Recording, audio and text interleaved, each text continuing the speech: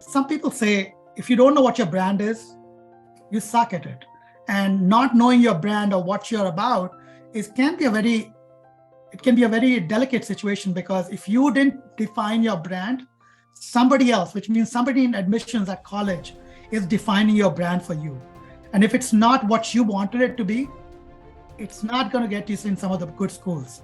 So we'll talk more about how, like, a lot of students don't even know what their brand should be, and that's nothing wrong in that. I mean, even most adults can't say what their brand is. Yeah. So is there a question? Did somebody say something? Okay. But yeah, that's really what, we'll talk about who you are, what you're known for, and what do you have to offer. And those are really the three components of what a brand is. And I put LeBron over here just to make a point that if LeBron was to go to college, and I want to show you a personal essay created using our wonderful tool called ChatGPT. But if LeBron was to want to go to college, what would he highlight?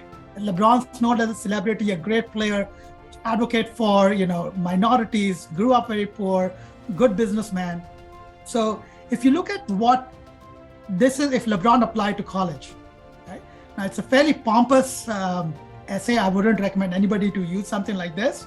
Even if you were LeBron, to get away with saying, I know I'm here to chase greatness, it's fairly arduous to make a statement like that. But you can see he's in typical ChatGPT format. It talks at a holistic level who he is, provides a brand about how he dealt with poverty, but also in typical ChatGPT fashion, it doesn't go into specific details about his stories.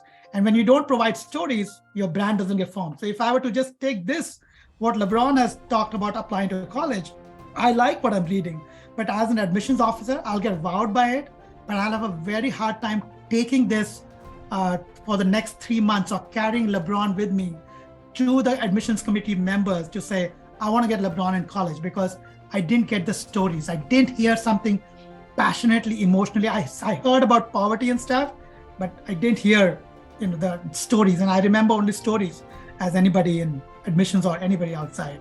Shaska, if you have a perspective on that. Yes.